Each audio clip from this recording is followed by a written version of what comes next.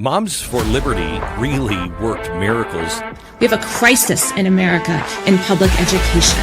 This is the future of our kids and our country. You are joyful warriors. And we are just getting started.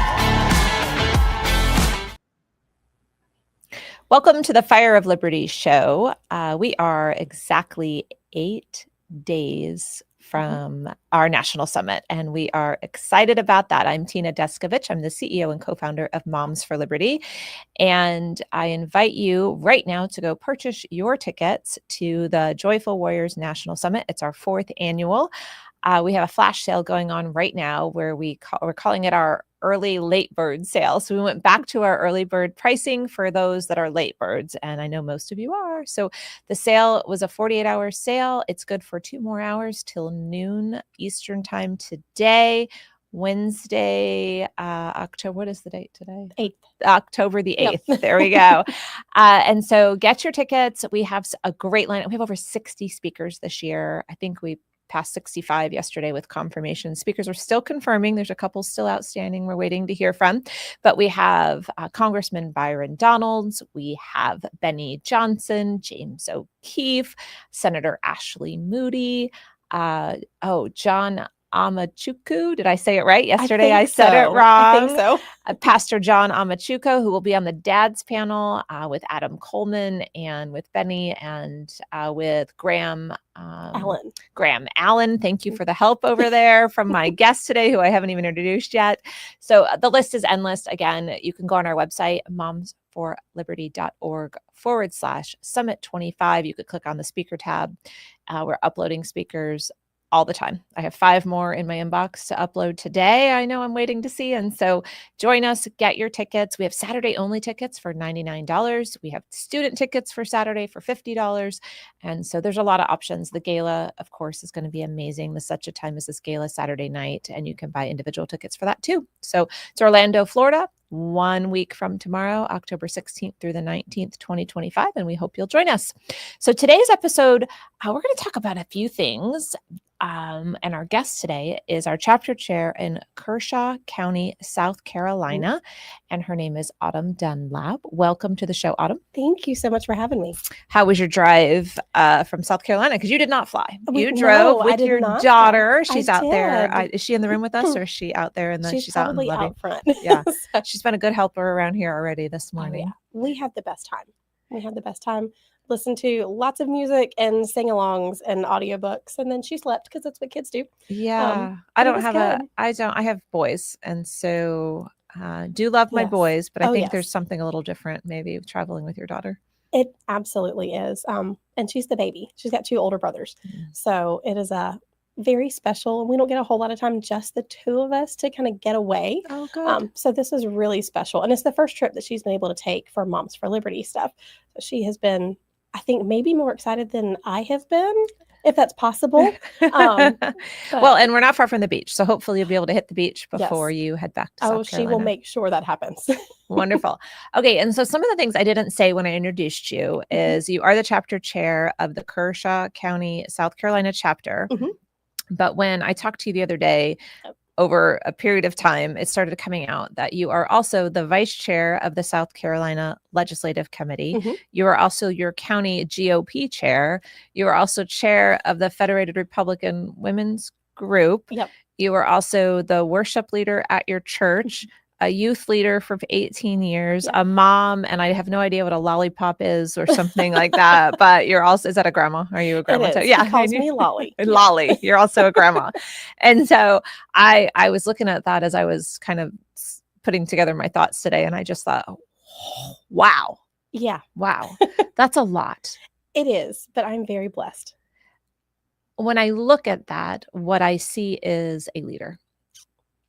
And it's interesting because when I talk to you, you're so humble. Like, you didn't even tell me all your titles. A lot of people start off with, I'm this, and I have a PhD in that, and I run this, and I'm not. And it was nowhere on any of your pre-interview forms. It was barely in our conversation. And so for me, we titled this episode Servant Leader because I believe that's what you are. And I think that's the best kind of leader. And so I'd like to talk a little bit this morning about leadership, because I think that transcends Moms for Liberty. It transcends, obviously, because you're doing it across so many boards. And apparently you might be an expert at it. I don't know about expert, but I certainly try to do what I can. So let's just, what does it mean? Excuse me. What does it mean to be a leader to you? To me, a leader is somebody that is willing to just step out and do it no matter what.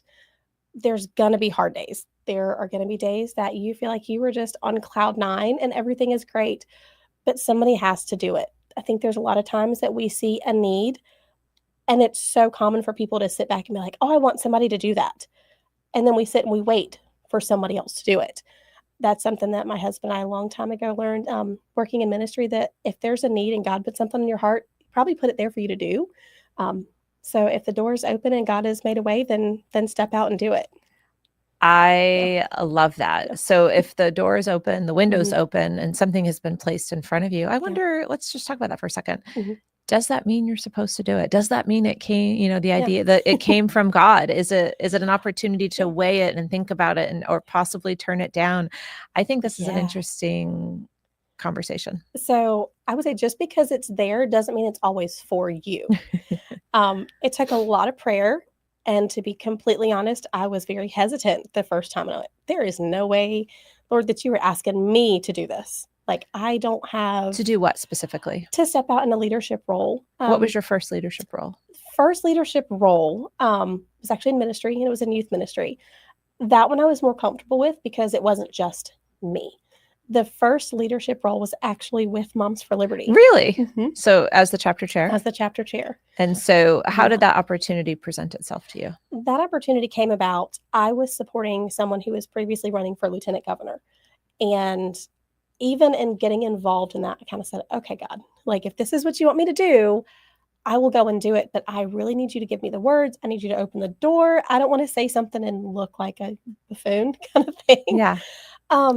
And through some conversations, I had heard about Moms for Liberty. At that point, we were very new as an organization, so I didn't know a whole lot. I'd heard the name a handful of times, and I went to an event with this gentleman. He introduced me to another chapter chair at the time, and we started talking. And I was like, okay, I really feel like, God, this is what you have called me to do. Because the biggest thing for me was, how can I ask my children to stand up for what they believe in if I don't do it first and give them that example as their mom? So that's something that's always been very close to my heart. And I had this moment in prayer. I said, all right, God, if you open the door, I will go. And oh my word, I don't know what I was thinking at that moment. And I am so grateful that I trusted him to do it, because it has been an amazing ride. But things that I would have never imagined. And still to this day, I look around going, how am I in this room? This doesn't make sense. So the opportunity presents itself. You feel like God wants you to do it. Mhm. You had some human concerns and probably fears or apprehensions. Mhm. So what were those at the time? To be very transparent and vulnerable. Thank you for that. It makes for a better show. Yeah, it does. And I'll be honest, I am one that's known to cry. I'm really trying not to cry when I talk about something. I think, are the tissues over there? They're behind you. Okay, yeah. So I've got them to hand to I you in spotted them the earlier. time of need. Okay. There was a lot of things kind of throughout my life that I had put on this lie. I'm going to be honest. It was a lie of, I am not good enough for this. I don't have the credentials to do that. There's somebody smarter. There's someone that's more talented. They can speak more eloquently. They know more about like the laundry list of things. It was easier for me to get involved within my church. I knew those people. They knew me. I wasn't the only one. That was my comfort zone. And even though like in my gut, I knew that what I was seeing going on in our state and our nation, something was wrong. And I couldn't pinpoint it. I was like, God, what do you want me to do? And I'll be honest, I was terrified. I was going, I'm not the person to do this. I don't have all of these things. I was homeschooled. I ended up through life circumstances getting my GED, going to work. Always wanted to go to college, but I didn't have the opportunity. Just life happened. And so I held that on with myself of letting me think that I was not good enough. I wasn't smart enough. I wasn't fill in the blank. I mean, all the things that society tells us, I think especially as women and men too, but as a young girl, like, you're not pretty enough, you're not tall enough, you're too tall, you're too thin, you're all of the things. And I held on to those for way too long. How Yeah. how are you able to move past those? Because I imagine most people listening today can identify very closely with what you're sharing. So thank you for being so vulnerable. And I'll I'm break probably out gonna the need tissues. one of those. Yep, there you go. Yep, There's your tissue. that didn't take long. So when was the breakthrough? Like, how did you get from this is terrifying, I'm not good enough, to okay, I can do this? Actually, my pastor's wife, we were go ahead and do this now. At a ladies' Bible study one night, and it was coming up on the anniversary of someone very near and dear to me that I lost at a young age. And I was struggling very, very much so, because of something that I said when I was 13 years old that I held on to for way too long. And it was a Sunday evening, and she just started praying for boldness over me. And when I tell you that probably for the first time in my life, I was on my face bawling of just all the things that I had allowed myself to hold on to that weren't me. And I enjoyed, being involved and helping and being the supporting role. And those are things I've always loved. But in that moment, something broke that night. And whether you want to use the term stronghold or whatever it might be, that night, to have someone recognize in me that I was holding on to something that I wasn't meant to, and to see in me what I was not seeing in myself. And to this day, she is still one of those people that means the absolute world to me. So hi, Sonia. But that night, and it was, it's actually the day after the anniversary, that Sunday evening, and for 20 years, I held on to something that wasn't meant for me to hold on to. And I believed a lie about myself that I wasn't good enough for 20 years because of something that I said at 13 years old. And that one thing was holding you back from being who you were meant to be and who you could be and all that you could do. And so thank heavens for that woman, and that you were able to release all this negativity that you've been holding on to.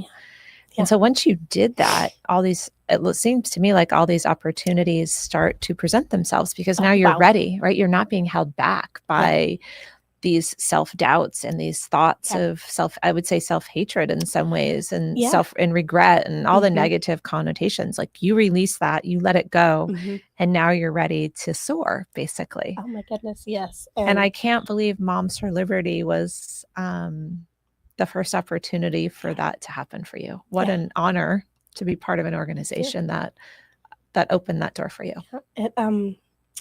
The love and support that came through this organization was not anything that I ever expected. I don't know what I expected, to be honest. It was like, okay, there's a door, and I said I was going to go. I said I would serve, and these are things that are important to me. And yes, whether it's my kids or someone else's kids, because mine are homeschooled at this point. I've had people say, why are you involved in Moms for Liberty if your kids are homeschooled? I said, well, here's the thing. Their future spouses might not be homeschooled. Where we live, these are future leaders of our country, our state, our nation, like everything. 85% of children in America are still in public school. So homeschool your kids if you want to, private school your kids if you want to. But majority of Americans in 18, 15 years have been through the public school system. Exactly. And if they hate America, if they don't have the same values, morals, and principles, we've got a real problem for the future of our country. I'm so glad that you identified that early on. That is, I've said it a million times, there's not a one-size-fits-all education for any child in America. There's not a one-size-fits-all for the children in my own home. My 3 kids all learn differently. We are blessed that we are able to homeschool them. I know that that's not feasible for every single family, but those are the reasons and why it's so important. Why I got involved with Moms for Liberty was to speak for every family and every student in my area that maybe didn't have a voice of somebody speaking for them. So what was it like starting the chapter? And, you say the support you got was good. I can't remember the word you used, but you felt supported. So I did. How so? Was it the people in South Carolina? Was it, it was a mix, honestly. Our national team was amazing. Any question that I had, I called our national chapter chair director. I couldn't tell you how many times at first. I'm like, what am I doing? Pat was on everybody's speed dial for a very long time. And somehow she answered all those calls. She did. And I told her one time, I was like, I swear you have a clone because I don't know how you do it. But it wasn't just the calls about like the structure and how to get this done. And, the 1, 2, 3 steps and procedures. It was, I feel like I'm going to mess this up. Take a sip of this real quick. Excuse me. So just so you guys know, Autumn is here. About 4 or 5 days ago, she had no voice at all. So she is hugging on to a cup of warm tea right now, trying to get through this conversation. And it is amazing, by the way. Saturday, nothing was coming out. Excuse me.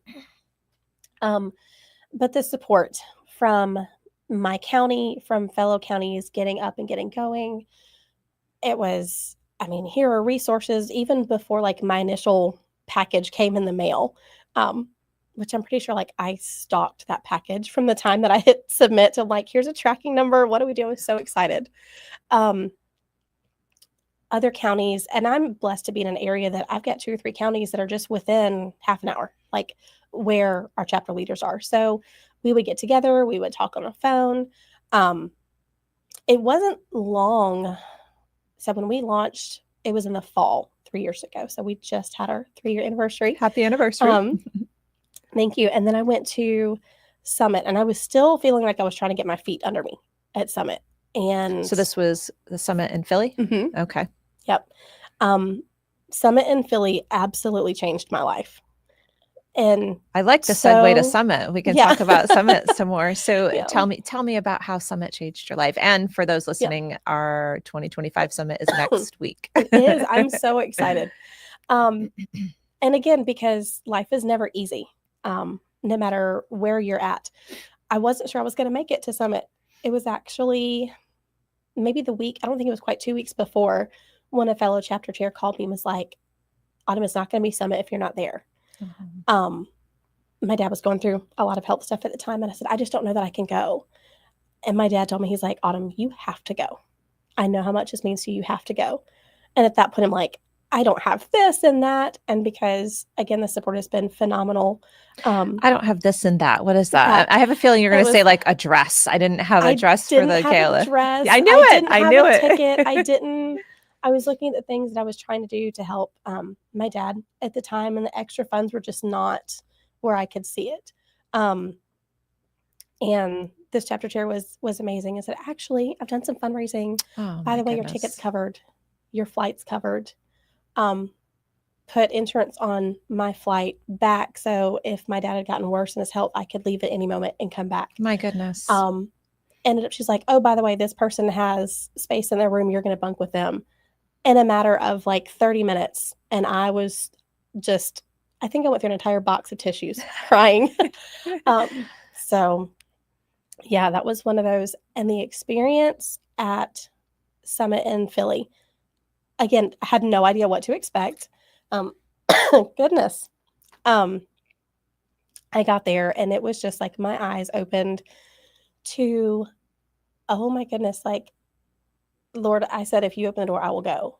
And that was the first moment where I kind of stepped back and went, he opened the door. Not that I ever doubted that, but to be in the room with all of these speakers, with you, and the opportunity to introduce one of the speakers that year. And it was just things that I kind of would sit back in the hotel room and go, how is this my life? It doesn't make sense. And sometimes it still doesn't make sense other than for me to say, but God. I was just going to say, but God, that's how it makes sense. I'm in the same boat as you. I often, I can't believe where I'm standing half the time. So Moms for Liberty has really placed us all out of our comfort zone. That was last week's episode of Mhm. Moms of the Fire of Liberty show, getting out of your comfort zone, because it's done that to all of us in places we never thought we were going to be. And, recently I've been at events at the White House and other places where I am standing there, and I'm not a self-doubt person, but I'm Yeah. definitely I have a very clear vision of looking around the room and saying, one of these things is not like the other, and it's me. So Yeah. it's quite remarkable where we are. And It so thank you for stepping out, stepping up, and stepping in. You had another story about Summit 23 I did. that I think you wanted to share. And I think now would be Yeah. a good time to talk about that. So I'm glad I still have this tissue handy. You can you can hold your I tea was while like, you're talking I'm too. probably And you going can, to. and you can just sip it as you Because need. like I Don't said- slurp in the microphone, Oh, because no, that no, would I'm be, gonna be like, that "Over wouldn't here." be good for our listeners, but feel free to Yeah. sip on it and keep your throat. So Summit 23, anybody that has paid attention, we had some really amazing speakers and guests that year. And I had the opportunity in a smaller room, to actually meet President Trump, which still to this day blows my mind. And in that moment, he was coming in the room and shaking everybody's hand and saying hello. And when he got to me, the only thing that I could think to say, it wasn't, thank you, Mr. President, how are you? Any of those things. But it was, thank you for what you signed into law in his first term. And I forget the bill number now, but it was the bill that allowed our veterans to seek care outside of the VA hospitals. Some of them just, whether it's lack of staff or so on and so forth. And I told him, I said, because of you signing that into law, I've had more time with my dad. Oh. He'd been in heart failure for a while, and he was able to then move his care to an outside facility, which really helped him. And there is not a doubt in my mind that because of that and my dad being able to seek the treatment that actually helped him, I got a lot more time.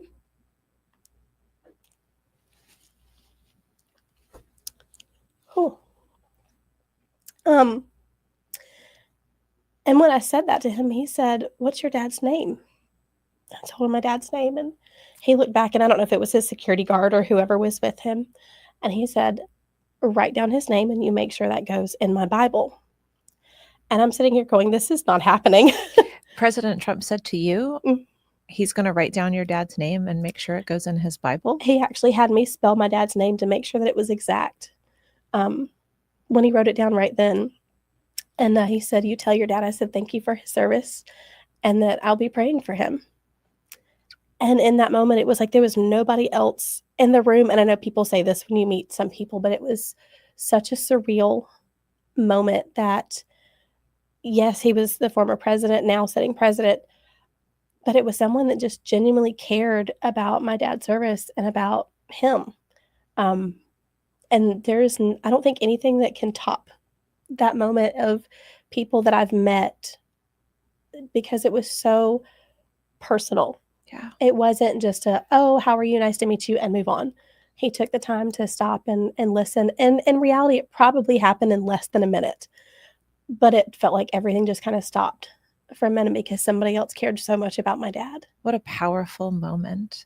Yeah. And so the other side of that story is I was the one that had the opportunity to take President Trump around and introduce him to people. And I didn't know much. I mean, I knew he was our president, but I hadn't, I'll just be honest. I wasn't wearing a MAGA hat back then. I wasn't like, oh my gosh, it's President Trump, right? I'm a much bigger fan now than I would say then.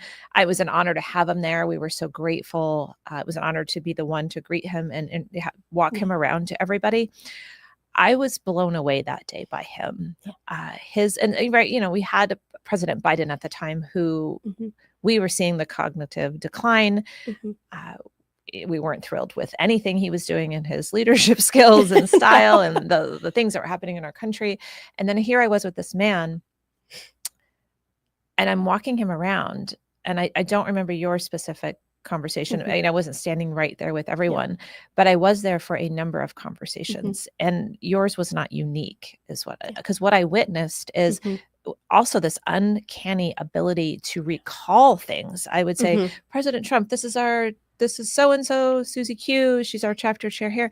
And he would say, oh, so nice to meet you. And that person would say, oh, I met you 2 years ago or 12 years ago, and my dad is blah, blah, blah. And he would say, oh, and he wouldn't it wasn't a show. Like No. for me, it's usually like, oh, so great to see you again. And I sometimes don't know who it was. He would say, oh, and how is his sister Joni? And their dog, a Skip that came in. And he did this time and time again. Yes. And I was blown away by he would take the moments like that and really interact and connect. And I was like, this is why people love him. Yes. This is why he is so successful. Absolutely. And it didn't feel fake or phony in any way. It felt as real as anything. So Absolutely. I love that Absolutely. you had that moment and that I could kind of back up that testament there of what I witnessed that same day. Yeah. That was, and of course, the funniest thing that I would say from that, I immediately left that room and I called my dad and I said, you are not going to believe what just happened. And he was in the hospital when I called him. Oh my goodness. And he said, is he really as tall as I think he is? I said, actually, he is pretty tall. He's tall. And then the comment was, and no, he's not orange. Oh my goodness. And I said, it's all the lighting. But that just was the greatest thing. And then my dad would, every time I would meet someone, Autumn, you have to tell them a story. Autumn, you have to tell them about President Trump. I was like, okay. Yeah. I mean, to know President Trump is praying for you by name, it's pretty powerful. Yeah. So what a great experience. So then you're like, oh yeah, I love Moms for Liberty. Yeah. You're and sold. I walked away going, well, that's awesome. And this is like the lifetime achievement, like all of the things. And whether it was Trump or another sitting president or someone, just that conversation was like, okay, this is great. And keep on going.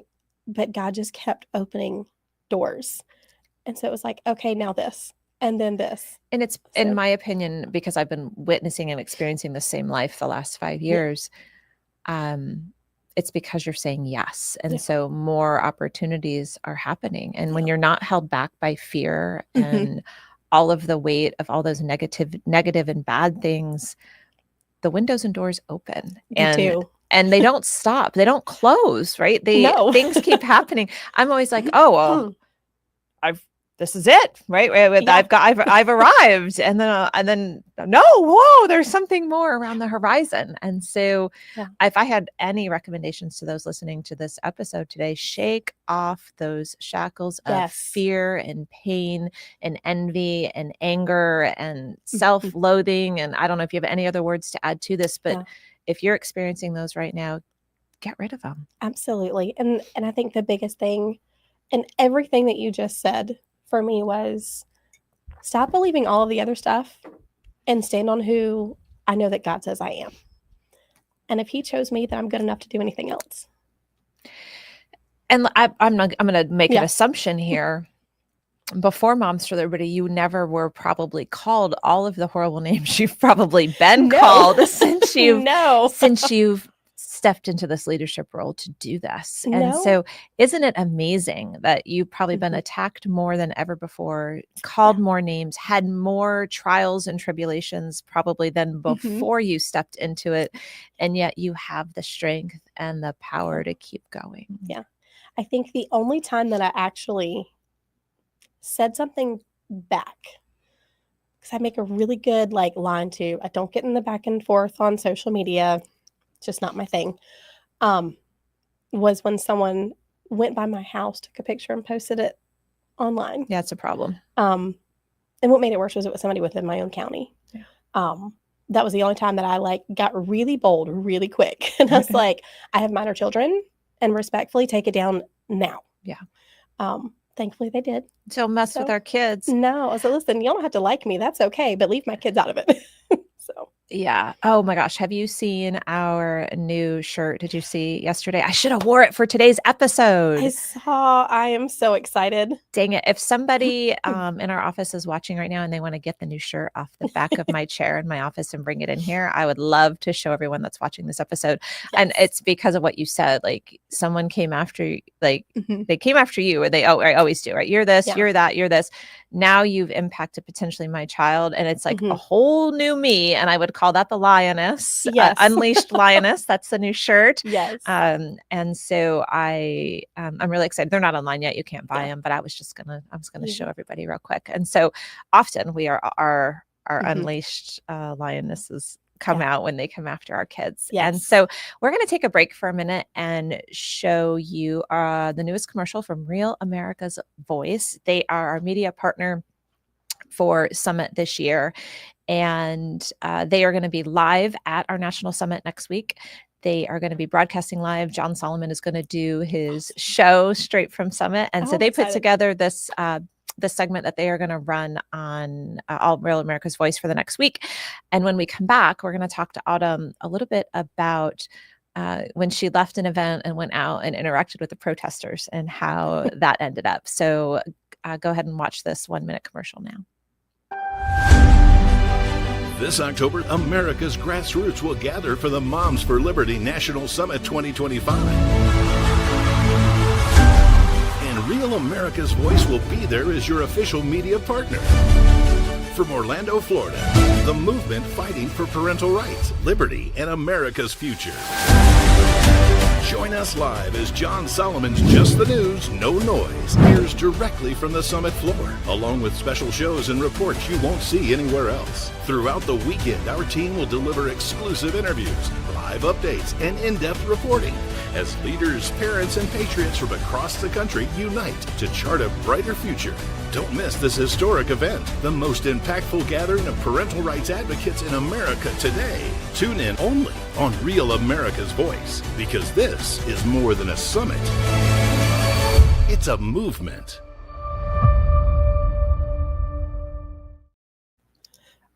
Welcome back to the Fire of Liberty show. I'm Tina Deskovich, your host. I'm also the CEO and co-founder of Moms for Liberty. Today we have Autumn Dunlap from Kershaw County, South Carolina. If you missed the first half of the show, we talked about her meeting President Trump 2 years ago at Summit and what a special experience that was. We hope you'll join us next week, October 16th through the 19th in Orlando for our national summit. You just watched a great video from Real America's Voice, who will be live with us. We're going to do a tribute to Charlie Kirk at Summit this year. We've got 65 amazing speakers: Byron Donalds, Senator Ashley Moody, Benny Johnson, James O'Keefe. I haven't mentioned him yet, I don't think. So we got our Attorney General, James Upmeyer, here in Florida. We have got, Dr. Latipo, our Surgeon General, who banned all vaccine mandates for children. The list is endless. We have attorneys, we have elected officials, we have a lot of influencers for the first time coming, Graham Allen and the conservator, a lot of these female young. I have to say, I am so excited for Caitlin Bennett. You are excited I for am Caitlin so- Bennett. I think my husband might be more excited, and he's not coming. So Why are you? I mean, you're a fan. You just follow her on we have social. been watching her for a long time. Actually, showing a lot of her videos to our older children. It's like, see, listen, people are standing up and they are speaking out, no matter the cost, and speaking truth. So And, great. I was on the phone with a fellow chapter chair, and I was like, Caitlin Bennett's coming. And she started laughing at me. She was like, I have never heard you this excited over anybody. I know.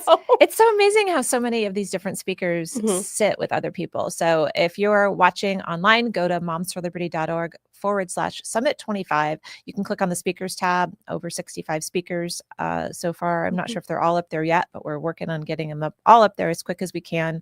Get your tickets today. The flash sale ends at noon. It's 10:36 Eastern right now. You've got about an hour and a half left to save $50 on a ticket. And your tickets cover all the meals, which are excellent meals. The gala, which is like $150 alone. It covers all the breakout sessions, which are amazing this year, on things like AI and education, screen time, sextortion. There's so much so many resources and tools, and then all the amazing main stage speakers. So we're integrating a lot more music this year. Interesting. That might be of interest to you since you're I'm the very worship excited. leader. Yeah, we are. I think it's going to be really a very special summit. And so while we were on break, somebody did bring me the new shirt. I'm not sure if you guys can see that. Look at that new shirt. I know. I'm so excited for this Unleashed. one. Yeah. And the eyes here of the lioness are gold. So they're piercing at you. Yes. And they've unleashed the moms. They have. They've Absolutely unleashed the have. parents, and we're not going to go away quietly. No. So, Nope. so the new shirt will be available at Summit for sale, and then after it'll probably be online, but it may be sold out by then. So you better get yours early. That's what you're yes. saying. So you better get to Summit to buy your shirt. If that's the only reason you come Right. to Summit to buy your shirt, it'll be great. And so I want to talk a little bit now, as we talked about before the break. You kind of pointed out 2 experiences so far with Moms for Liberty that you felt really were impacting and changed you. One was meeting President Trump, but the second one was just this year. It was. So can you share a little bit about what it was like to leave the event and go walk into the crowd of protesters? So we had our 3rd annual legislative day in South Carolina, which was phenomenal. And it was the first year that we actually had protesters outside. We've kind of heard a little bit this event here and there. However, this was the first year, we looked outside and right across the street, not a huge crowd, probably 8 to 10. So wasn't Hey, a super protester's a intimidating, protester. but I kind of chuckled at one of their signs because their sign said, "Educate, don't indoctrinate." And I was like, we agree. Like, Yeah. if you knew what we were talking about, do you want to come in? Like, at this point, forget buying a ticket. Like, do you just want to come and listen? And towards the end of the event, we were wrapping up, cleaning up. And I just said, you know what? I'm just going to walk over there and say, y'all are welcome to stay if you want. Like, everybody's left. So, like, have a great day kind of thing. And when I walked over there, and I did clear it with the people that were in the room first, I will say, because there was just this tug on my heart was, you need to go talk to them. And I was very hesitant at first. It was don't want to do that. That's kind of out of the comfort zone. But I was like, you know what? We have all this food left because we'd had breakfast served that morning. I was like, there's some fruit in this and coffee, and like, it's not going to last. It's going to get thrown away if not. So when I walked over there to say, hey, we're done, I said, but there's some stuff left in here. We've got like some water, coffee, and if you guys are hungry, there's some food. And first off, I think they looked at me like I had a couple heads on my shoulder, which kind of threw them for a minute. And they're like, no, we're good. We're good. I said, okay, well, we're cleaning up. If you change your mind, just come find me. And I walked back across the street. And one of our other fellow chapter chairs goes, you actually did that? And I said, well, yeah, why not? A few minutes later, we're cleaning up and somebody knocks on the door and there's 2 ladies that come in. And they said, there was a woman in here who said that we could like go to the restroom and get some water. And I was like, oh yeah, that was me. Y'all come in. And some of our other people kind of looked at me like, Autumn, what are you doing? So not in a bad way, but just this is kind of uncharted territory. And I said, she goes, can I use the restroom? Sure. I walked her. I said, it's right around the corner. It's right here. And the venue that we were at was just one big room. And so everybody could see and this and that. And I said, please, like, we have all of this. There's fruit over here. There's some water and coffee and sweet tea because we're in South Carolina, so it's got to be sweet. And they said, are you sure?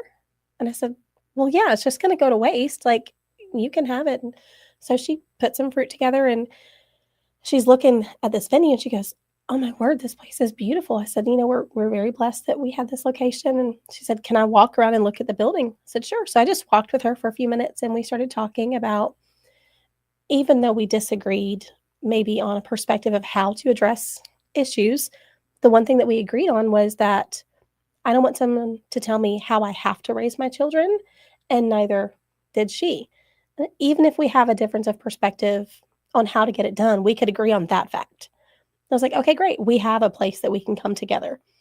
And, I said, hey, I really like your shirt. It was a really pretty blouse. And so we were talking and walked around for a few minutes. And I was like, y'all take something to eat and drink, and they walked out. And it was this surreal moment of, it would have been so easy to sit back and say, they're protesting us.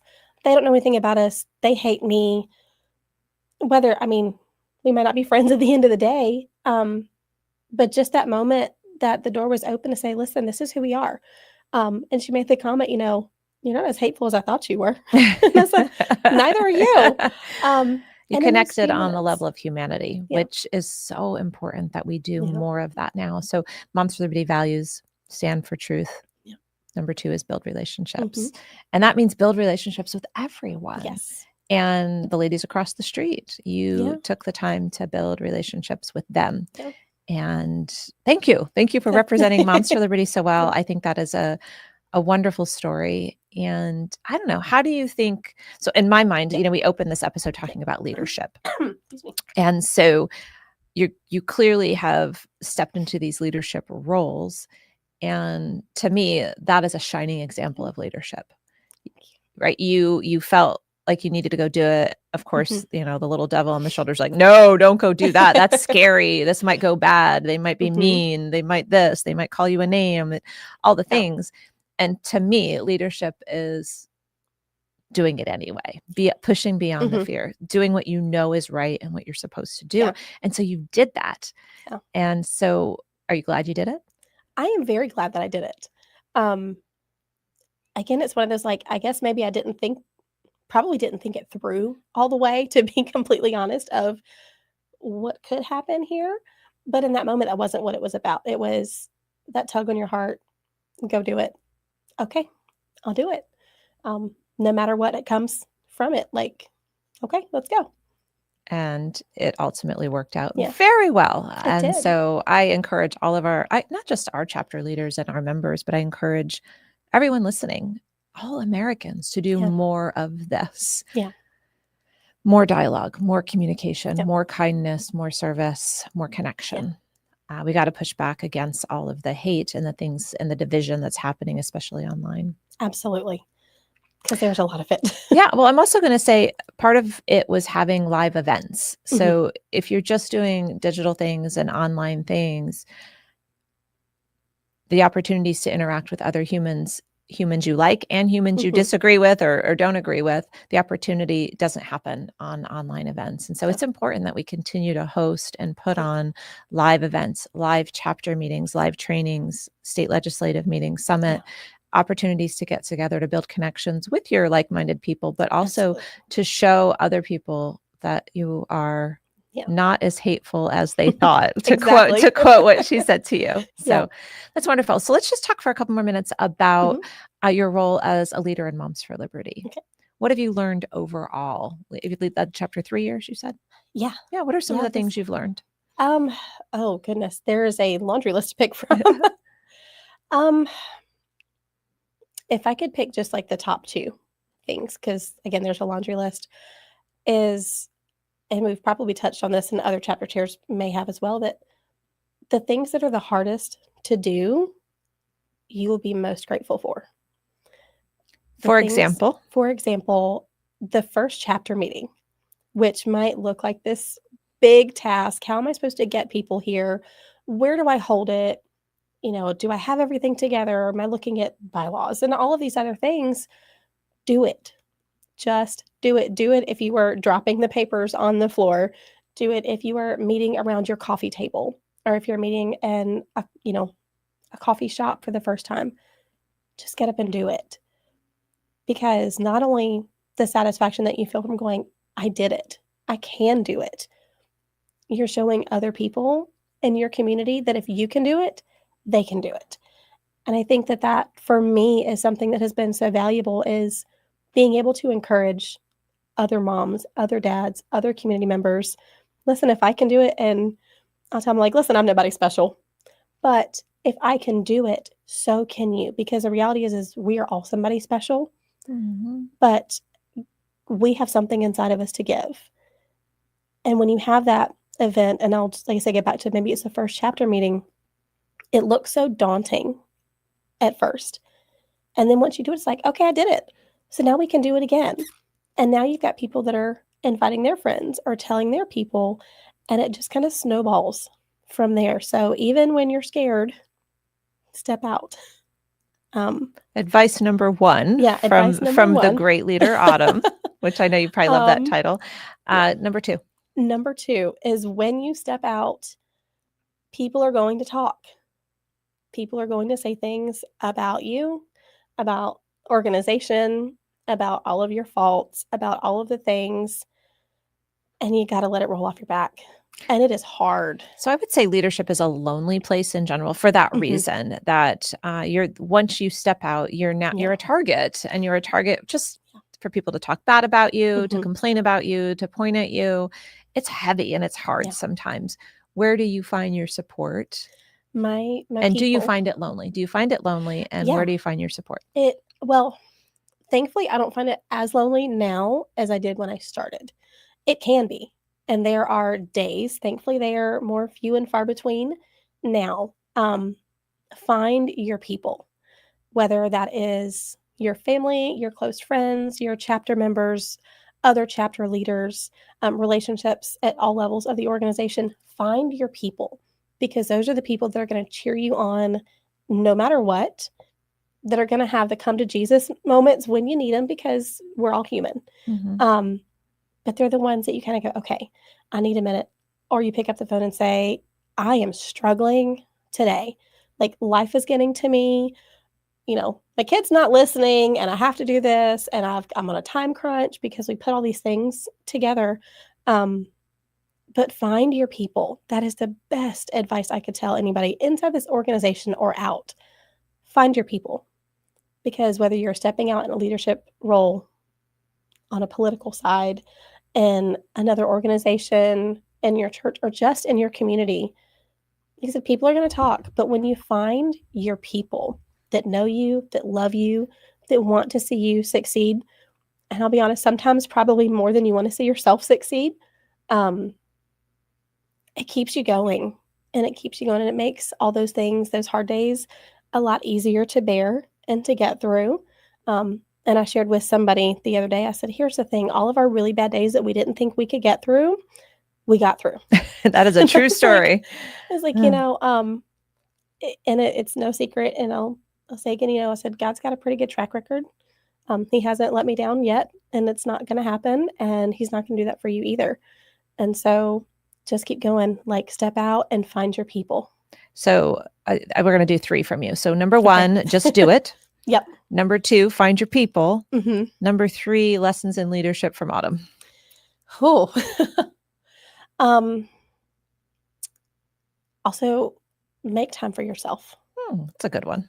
Make time for yourself. How do you find time for yourself with, I just gave you 7 titles. Yeah. We're not going to go through, list them all again, but it's difficult.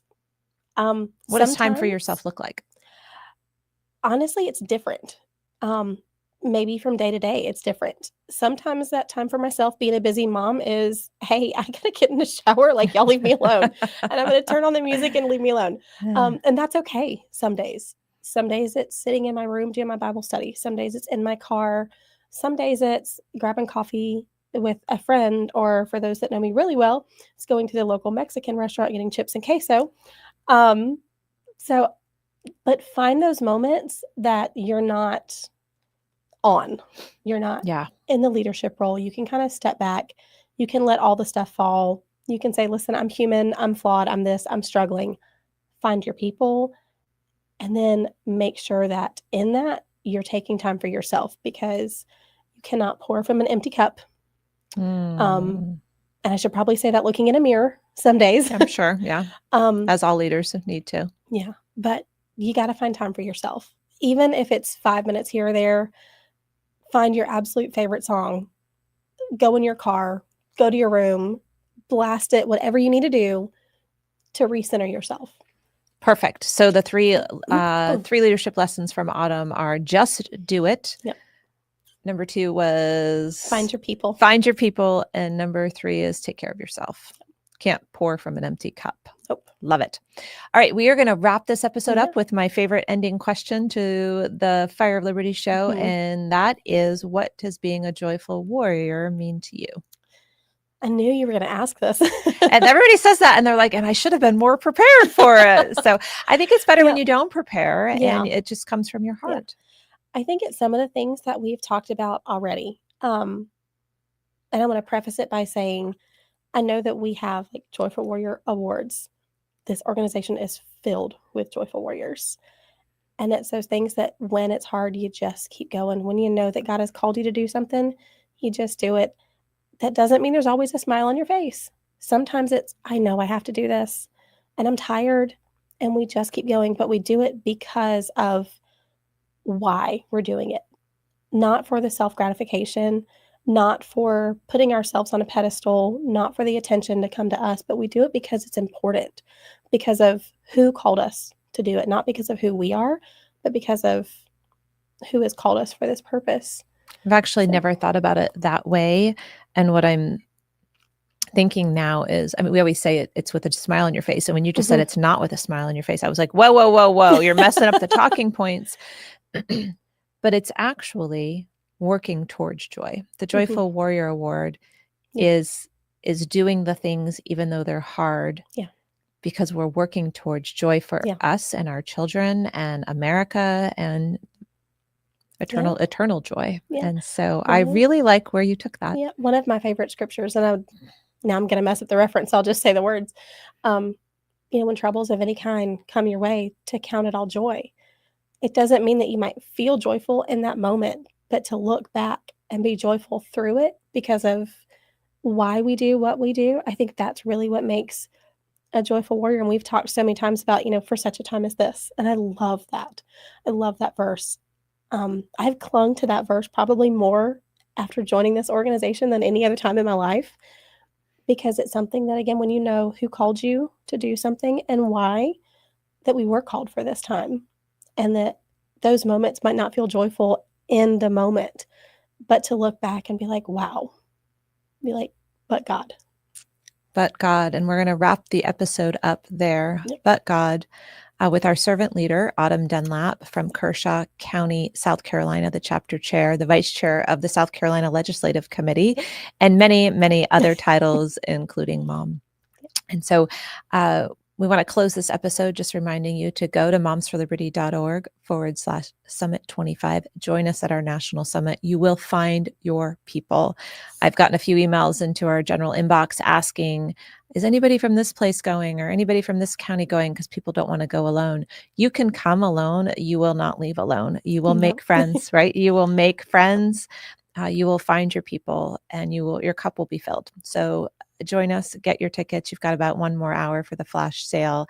And I think we might be taking a break next week with the Fire of Liberty show, because it's one day before Summit starts. We'll all be at the busy. we'll all be at the Gaylord running around with our hair on fire trying to get everything ready. So we'll probably see you in 2 weeks at the Fire of Liberty show live 10 a.m. Eastern on all socials. You can find us on Apple and Spotify later today. All 23 episodes, I think, so far are there now. You could binge listen if you would like. And so we'll see you next week. Thank you.